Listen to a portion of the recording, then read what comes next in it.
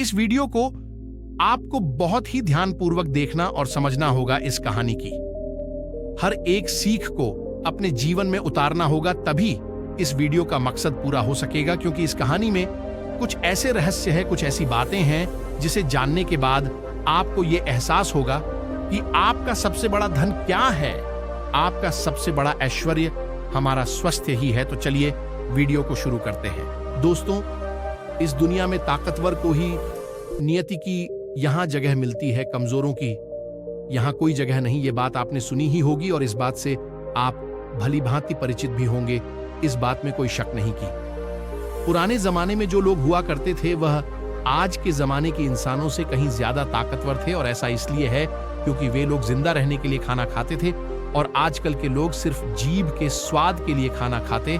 आप एक और तथ्य से वाकिफ होंगे कि एक रोटी से 10 गुना ज्यादा ताकत आटे में होती है, आटे से 10 गुना अधिक ताकत दूध में होती है और दूध से 8 गुना अधिक ताकतवर मांस आहार होता है और मांस आहार से 10 गुना ज्यादा ताकतवर घी होता है। लेकिन यदि आप आज के समय पर देखेंगे, यदि किसी व्यक्ति को घी खाने के लिए दिया जाए तो वो ज्यादा से ज्यादा 1 चम्मच ही उसका सेवन कर सकता है, उसके ऊपर वो नहीं खा पाएगा। लेकिन यदि हम पुराने जमाने के इंसानों की बात करें तो उस समय पर घी उनका सर्वश्रेष्ठ भोजन होता था। आपने महाराणा प्रताप के बारे में तो सुना ही होगा। वो जितना वजन लेकर युद्ध भूमि पर लड़ते थे, उतना वजन तो आज के 4 आदमी भी उठा नहीं पाएंगे। इसीलिए कहा जाता है कि तब के जमाने के लोग सचमुच जीवन जीते थे और आज के लोग तो केवल जबरदस्ती इस जीवन को जी रहे हैं। बहुत समय पहले की बात है, एक छोटा सा राज्य था। उस राज्य का राजा बहुत दयालु था और वहां की सेना भी बहुत पराक्रमी थी। उससे ना मैं एक ऐसा व्यक्ति भी था जो अत्यधिक पराक्रम था और वह उस राज्य का सर्वश्रेष्ठ योद्धा था। वो इतना ताकतवर था कि एक साथ वो 50 लोगों को भी परास्त कर सकता था और राजा उसके इस पराक्रम से हमेशा बहुत खुश रहते थे। जब भी उससे कोई युद्ध करने जाता तो वो पहले 100 बार सोचा करता कि क्या उसे युद्ध करना आसान है, क्या उसे हराना आसान है। हर कोई जानता था कि वो बहुत शूरवीर है, बहुत ताकतवर है, इसलिए उसे हराना लगभग असंभव था। अपने राजा के लिए हमेशा तत्पर रहता, अपने राज्य के राजा के लिए, अपनी प्रजा के लिए जो कुछ उसे अच्छा होता वह उसे अवश्य करता। एक बार की बात है, वह शूरवीर योद्धा अपना पराक्रम दिखा रहा था। उसी वक्त उसके दोनों पुत्र वहां पर आए हुए थे। राजा ने उसके दोनों पुत्रों को देखा और राजा के मन में ये लालसा जगी, आने वाले समय में हमारे राज्य के लिए इनमें से सबसे सर्वश्रेष्ठ योद्धा कौन होगा, हमारे राज्य के लिए योग कौन होगा। ये बात जब उस योद्धा के कानों में पड़ी तो वो अत्यधिक चिंतित हो गया। उस योद्धा के 2 पुत्र थे। जो बड़ा वाला बेटा था वो हर चीज का हुनर सीख चुका था, फिर चाहे वो तलवारबाजी हो, लोगों से बोलना हो, आग से खेलना, हर तरफ की चालबाजी से वो संपूर्ण था। उसे जो कुछ भी सिखाया जाता वह उसे सीखने में निपुण था। वो बहुत जल्द उस विद्या को, उस कला को सीख जाता था। यदि हर कोई यही कहता कि अगला योद्धा यही होगा, यही हमारे राज्य के लिए सर्वश्रेष्ठ योद्धा बन सकता है, लेकिन उस योद्धा का एक छोटा पुत्र भी था जो बहुत कमजोर था, जिससे कोई भी चीज सीखने में अत्यधिक समय लगता था और उसे देखकर कोई भी यह नहीं कहता था क्या कभी योद्धा बन सकेगा उसे। उसके पिता ने बहुत कुछ सीखने का प्रयास किया लेकिन वह कभी भी कुछ सीख नहीं पाया। ना ही तो वह अच्छी तलवारबाजी कर पाता था, ना ही उसे एक योद्धा की तरह जीना आता था। वो हमेशा आलसियों की तरह पड़ा रहता। जब भी वो योद्धा अपने दोनों पुत्रों को एक साथ देखता तो उसे बहुत चिंता होती, उसे बहुत तकलीफ होती, क्योंकि वह अपने दोनों पुत्रों को एक समान बनाना चाहता था। वो अपने दोनों पुत्रों में कोई फर्क नहीं समझता था। लेकिन जब भी कोई ये कहता कि बड़ा पुत्र अत्यधिक बलवान है, शूरवीर है, वह एक योद्धा जरूर बनेगा, और जब वहीं पर छोटे बच्चे के लिए कोई ये कहता ये तो कमजोर है, आलसी है, ये भला क्या कर पाएगा, यह सुन उस योद्धा को बहुत तकलीफ होती, बहुत दुख होता। लेकिन वो योद्धा ये जानता था कि इसमें उसके छोटे बेटे की कोई गलती नहीं है। उसका व्यवहार दूसरों से अलग है और ये दूसरों से थोड़ा कमजोर है, लेकिन इससे कुछ बातों का ध्यान रखना होगा, तभी ये दूसरों के साथ पराक्रमी बन सकता है, दूसरों जैसा तलवारबाज बन सकता है, दूसरों जैसा सर्वश्रेष्ठ योद्धा भी बन सकता है। इस बात का ध्यान रखते हुए वो योद्धा अपने उस बेटे को लेकर एक गुरु के पास पहुंचा। ये वही आश्रम था जहां उस योद्धा ने भी शिक्षा ग्रहण की थी। वह उस गुरु को भली भांति जानता था और यह भी जानता था कि वो गुरु उसके छोटे बेटे को शिक्षा अवश्य देंगे जिससे वहां भी अन्य लोगों की तरह पराक्रमी और शूरवीर बन सकता है। वो भी उन गुरु के पास ले गया, उन्हें प्रणाम किया और कहने लगा, हे गुरु, मैं चाहता हूं कि मेरा बच्चा आपसे शिक्षा ग्रहण करे। ये थोड़ा आलसी है, थोड़ा कमजोर है और ये कभी कुछ सीखना ही नहीं चाहता, जबकि मेरा बड़ा बेटा बहुत साहसी है, शूरवीर है, ताकतवर है, पराक्रमी है और इस राज्य को ऐसे ही लोगों की आवश्यकता है। लेकिन मेरा ये छोटा बेटा जो कि मेरी चिंता का कारण बना हुआ है, मैं चाहता हूं कि अभी पराक्रमी बने, शूरवीर बने, ताकतवर बने, ताकि इस राज्य का हर कोई इसके भी गुण गाए। मैंने बहुत प्रयास किए, मैंने कई तरह के उपाय भी किए ताकि अपने जीवन में कुछ कर सके, कुछ सीख सके, लेकिन ये कभी कुछ सीखना ही नहीं चाहता। मैं चाहता हूं कि मेरे दोनों पुत्र एक बराबर, किसी में कोई कमी ना हो, इन दोनों को एक बराबर अधिकार मिले, लेकिन यह अपने आलस के कारण, अपनी कमजोरी के कारण हमेशा पीछे रह जाता है। मैंने इसे कई बार समझाया, लेकिन यह है कि मेरी बातों को मानता ही नहीं। मैं अपने दोनों बेटों में कोई भेदभाव नहीं रखना चाहता, मैं दोनों को एक बराबर बनाना चाहता हूं। उस योद्धा की ये सारी बातें सुनकर वह गुरु उस योद्धा से कहते हैं, मैं जानता हूं तुम्हारे पुत्र को क्या तकलीफ है, मैं इसे वैसा ही बना दूंगा जैसा तुम चाहते हो, लेकिन इसके लिए तुम्हें इसे कुछ दिन के लिए मेरे पास यहाँ पर आश्रम में छोड़ना होगा और मैं तुम्हें यकीन दिलाता हूं कि जब तुम वापस इसे लेने आओगे तो तुम्हें तुम्हारा यह पुत्र इस प्रकार नहीं दिखेगा। इसकी जगह पर तुम्हें वो पराक्रमी, वो ताकतवर बेटा मिलेगा जैसा तुम चाहते। वह गुरु अत्यधिक आत्मज्ञानी थे, बस उस योद्धा के पुत्र को देखकर ये समझ चुके थे कि उसे क्या तकलीफ है और उसे किस तरह से ठीक किया जा सकता है, उसे किस तरह से पराक्रमी बनाया जा सकता है, क्योंकि आखिर वो एक ऐसे योद्धा का पुत्र है जिसे अभी तक कोई हरा नहीं सका था। बस उसे इस बात का एहसास करवाना ही काफी था। उस गुरु के कहने पर अपने पुत्र को वहीं पर छोड़कर वापस अपने घर की ओर लौट जाता है। उसके बाद उस योद्धा का वह पुत्र एक शिष्य बनकर उन गुरु के आश्रम में रहने लगता है, वहां के सारे कामकाज करने लगता है, वहां पर वो सीखने लगता है, समझने लगता, और इसी प्रकार कई दिन बीत जाते हैं। और एक दिन सही समय आने पर वह गुरु उस योद्धा के पुत्र से कहते हैं, चलो आज मैं तुम्हें कुछ दिखाना चाहता हूं। इतना कहकर वह गुरु उस योद्धा के पुत्र का हाथ पकड़ लेते और उसे लेकर एक पहाड़ी की ओर, ऊपर की ओर बढ़ चलते।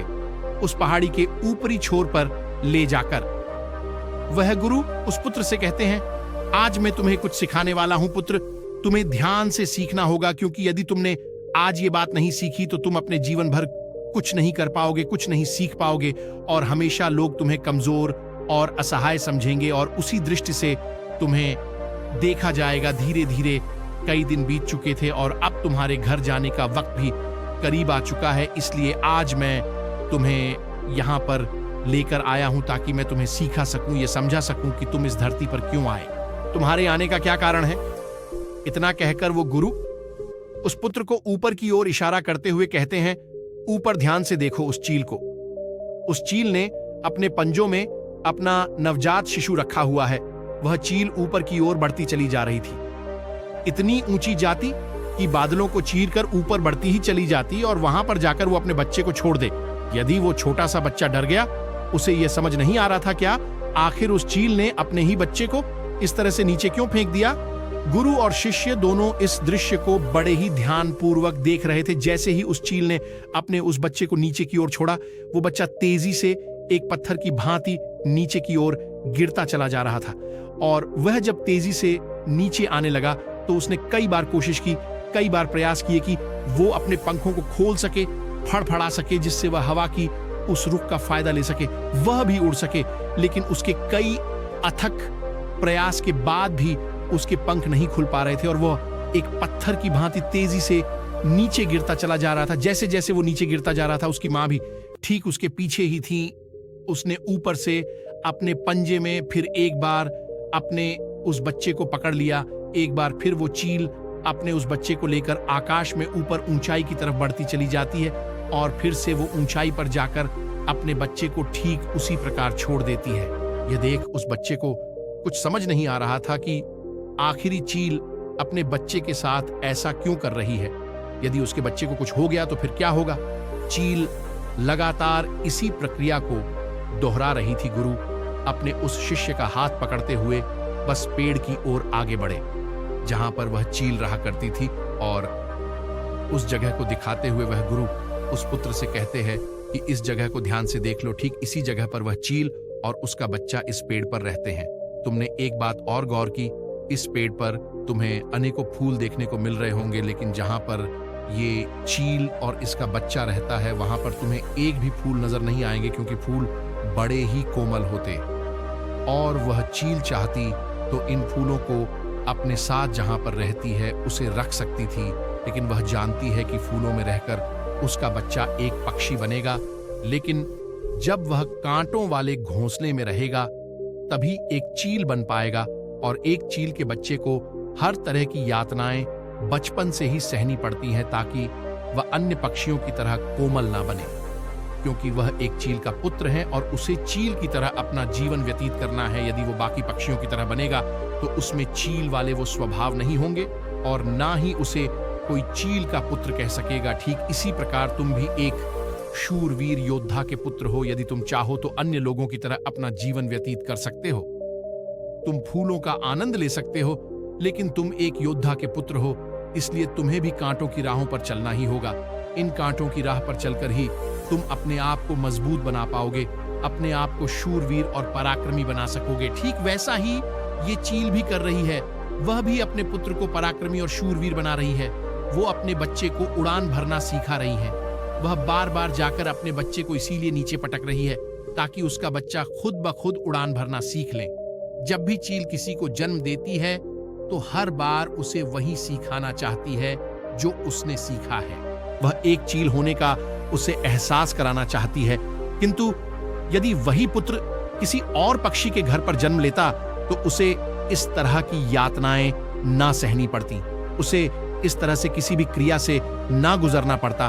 वह फूलों के घोंसले में रह सकता था, वह फूलों में पैदा होता और फूलों में ही खत्म हो जाता। लेकिन चील के बच्चे का एक नियम होता है, एक नियति होती है कि नियति उसे तभी जिंदा रखेगी जब वो पराक्रमी होगा, शूरवीर होगा, और उसे वो सारे हुनर, वो सारे पराक्रम सीखने ही होंगे। ठीक उसी प्रकार तुम भी एक शूरवीर योद्धा के पुत्र, एक पराक्रमी योद्धा के पुत्र हो, इसलिए तुम्हें भी वह हुनर सीखना ही पड़ेगा।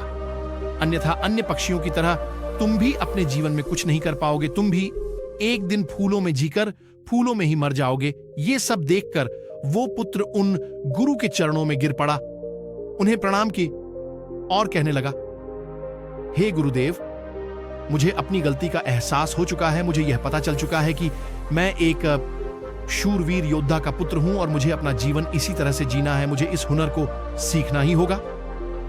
इतना कहकर वह गुरु और शिष्य वापस आश्रम की ओर लौट जाते हैं। वहां पहुंचने के बाद वह गुरु अपने उस शिष्य से कहते हैं, मैं तुम्हें कुछ ऐसी बातें बताने जा रहा हूं जिससे तुम्हें अपने जीवन में उतारना होगा। यदि तुम इन बातों को अपने जीवन में उतार लेते हो और इसे तुम्हें जीवन भर याद रखना होगा। जो कुछ तुमने अभी उस चील से सीखा है वह तुम्हारे लिए एक ऐसी सीख है जिससे तुम्हें कभी नहीं भूलना चाहिए। लेकिन तुम एक चील नहीं हो और चील की बच्चों की तरह तुम इन ज्ञान को भी अर्जित नहीं कर सकते। आखिर तुम एक इंसान हो और तुम्हें इंसानों की तरह ही अपने शरीर को बनाना होगा। आज मैं तुम्हें कुछ बातें बताने जा रहा हूं जो तुम्हें अपने घर जाकर करनी होगी, जिससे तुम एक पराक्रमी योद्धा बन सकोगे और अपने शरीर को स्वस्थ रख पाओगे। क्योंकि एक शूरवीर हमेशा अपने शरीर का ध्यान रखता है। वो हमेशा अपने शरीर को चुस्तीला और फुर्तीला बनाए रखता है, जिसके कारण वो कभी बीमार नहीं पड़ता। तुम्हें भी इस बात का ध्यानपूर्वक ध्यान रखना होगा। तुम्हें सुबह जल्दी उठना होगा। 6 से 8 घंटे की नींद तुम्हारे लिए महत्वपूर्ण है, इससे ज्यादा कभी मत सोना। सुबह जल्दी उठकर अपना जो हुनर है उसका अभ्यास करना। जिस प्रकार तुम्हारे पिता एक योद्धा हैं पर सुबह उठकर अपने सभी हुनरों का अभ्यास करते, ठीक उसी प्रकार तुम्हें भी सुबह उठकर अपने सभी हुनर का अभ्यास करना होगा। योगा प्राणायाम करना होगा, जिससे तुम्हारा शरीर पूरी तरह से स्वस्थ होगा। और जितना तू अपने शरीर को स्वस्थ रखोगे उससे भी ज्यादा तुम अपने अंदर की शक्तियों को समर्थ बना पाओगे। और तुम्हें एक बात और याद रखनी होगी, जितना तुम्हें अपने ऊपरी शरीर का ध्यान रखना है उतना ही तुम्हें अपने भीतर के शरीर का भी ध्यान रखना है। अर्थात अपनी मानसिक शक्ति का भी तुम्हें ध्यान रखना होगा, इसे भी बढ़ाना होगा। और ये मानसिक शक्ति तुम्हें ध्यान से मिलेगी, इसलिए हमेशा ध्यान करना, हमेशा सुबह उठकर प्राणायाम करना, हमेशा सुबह उठकर योगा करना, यह तुम्हें मजबूती प्रदान करेंगे। और यदि इसके बाद भी तुम सुबह जल्दी नहीं उठ पाते, तुम इस आदत को नहीं अपना पाते, तो मेरा एक और सबक याद रखना। जिस दिन तुम उठने में लेट हो जाओ, अर्थात जितना समय तुम देरी से उठो, अपने शरीर पर उतने ही कोड़े मरवाना। जब तुम यह क्रिया 4 से 5 दिन करोगे तो तुम खुद ही अपने आप में वो बदलाव देख पाओगे कि तुम अपने आप ही अपने समय पर उठना शुरू कर पाओगे। दूसरी बात जो तुम्हें हमेशा ध्यान रखनी है कि तुम्हें हमेशा स्वादिष्ट और स्वस्थ खाना ही खाना है। ऐसी चीजें कभी मत खाना जो तुम्हारे शरीर को नुकसान पहुंचाती है। हमेशा तुम स्वस्थ खाना ही खाना, जैसे हरी सब्जियां, फल, दूध, दही। तुम भोजन अपने शरीर के लिए करना, ना कि अपनी जीभ के लिए, ना ही स्वाद के लिए। अगली बात वो गुरु अपने शिष्य से कहते हैं कि जब भी तुम्हारे मन में कोई चिंता हो, कोई ऐसा विषय हो जिसे लेकर तुम बहुत चिंतित हो, तो ऐसी बात अपने घर परिवार में अवश्य बताना। यदि तुम इन बातों को अपने मन में रखते हो तो ये बातें तुम्हें मन ही मन कमजोर बनाती चली जाएगी। ये चिंता तुम्हें अंदर ही अंदर खाती चली जाएगी और तुम खोखले होते चले जाओगे। और याद रखना, जब हमारा मन बीमार पड़ता है तो वो हमारे शरीर को भी बीमार कर देता है। इसलिए कोई भी बात कभी छुपाकर मत रखना। हर बात अपने घर वालों और अपने परिवार को अवश्य बताना आगे। वह गुरु अपने उस शिष्य से कहते हैं, हमेशा सकारात्मक सोच रखना, कभी भी नकारात्मक विचार अपने दिमाग में आने मत देना। सबके जीवन में उतार और चढ़ाव तो आते ही रहते हैं। सभी के जीवन में सुख और दुख लगा ही रहता है, कभी अच्छा तो कभी बुरा। जीवन इसी प्रकार चलता है। तुम्हारे जीवन में समय चाहे कैसा भी क्यों ना आए, लेकिन तुम्हें हमेशा एक सकारात्मक सोच ही अपनानी है, जिससे तुम अपने जीवन में आने वाली कठिन से कठिन परिस्थितियों का सामना हंसते हुए और बड़ी ही सरलता से उसका सामना कर सको और जीवन में आगे बढ़ पाओगे। अगली बात जो तुम्हें याद रखनी चाहिए, क्यों तुम्हें हमेशा मुस्कुराते रहना है, क्योंकि एक योद्धा यदि चिंतित हो तो उसका राज्य भी चिंतित हो सकता है। और तुम्हारी मुस्कुराहट से ही सबको ताकत मिलती है। तुम एक शूरवीर योद्धा के पुत्र हो। तुम्हारी हंसी तुम्हारे चेहरे से अलग नहीं होनी चाहिए। तुम्हारा मुस्कुराते रहना ही तुम्हारे और तुम्हारे राज्य के लिए उचित है, और ये तुम्हारे राज्य को एक सकारात्मक ऊर्जा प्रदान करता है। और तुम्हारा मुस्कुराते रहना तुम्हारे लिए भी अच्छा है। यह तुम्हारे भीतर सकारात्मक ऊर्जा का प्रवाह करता है। गुरु अपने उस शिष्य को आखिरी सीख देते हुए कहते हैं, हमेशा अपने जीवन में दान पुण्य करते रहना, तो इससे कभी पीछे मत हटना। तुमने देखा होगा कि राजा महाराजा ऐसे होते हैं। क्यों? दान के समय पर उनसे जो मांगा जाए वो सब देने के लिए तैयार हो जाते, फिर चाहे आप उनका राजपाट ही क्यों ना मांग लें। दान पुण्य करना अत्यधिक जरूरी है, और ऐसा नहीं कि दान में तुम केवल धन ही दो, तुम किसी की मदद भी कर सकते हो। इसलिए दान पुण्य के समय पर तुम्हें कभी पीछे नहीं हटना चाहिए। जब हम दान करते हैं तो हमारे मन में एक अजीब सी खुशी महसूस होती है। हमारा मन बहुत खुश होता है, हम बहुत अच्छा महसूस करते हैं, और ये खुशी हमारे शरीर को और भी ज्यादा मजबूत बनाती है लोगों में। यह गलत धारणा है कि जब हम दान करते हैं तो हमारी संपत्ति घटती है, लेकिन ऐसा नहीं है। जब हम दान करते हैं तो इससे हमारी संपत्ति घटती नहीं बल्कि बढ़ती चली जाती है। इसलिए दान करने से कभी पीछे मत हटना। जब भी तुम्हें मौका मिले, जैसा भी तुम्हें मौका मिले, तुम दान अवश्य करना। इतना कहकर गुरुवर शांत हो गए, और शिष्य उन गुरु के चरणों में प्रणाम करके उनसे कहता है, हे गुरु, आपने जो मुझे शिक्षा दी है, ये शिक्षा मैं अपने जीवन भर याद रखूंगा। इसे मैं कभी भुला नहीं पाऊंगा। हे गुरु, अब मुझे आज्ञा दीजिए। मैं अपने घर जाना चाहता हूँ। अपने पिता की तरह एक पराक्रमी योद्धा बनना चाहता हूँ। इतना कहकर वह शांत हो जाता है, और गुरु उसे आशीर्वाद देते हुए उस शिष्य को उसके घर जाने की आज्ञा प्रदान करते हैं। दोस्तों, उम्मीद है कि आपने आज की इस वीडियो से जरूर कुछ ना कुछ सीखा होगा। तो आज की इस कहानी में आपने जो कुछ भी सीखा है, आप उसे अपने जीवन में जरूर उतारोगे, क्योंकि ये बातें आपका जीवन बदल कर रख देंगी। और अगर आपको ये कहानी थोड़ी सी भी अच्छी लगी हो तो इस कहानी को अपने दोस्तों के साथ शेयर करना ना भूलें, और चैनल को सब्सक्राइब जरूर करें, और कमेंट में नमः बुद्ध जरूर लिखें।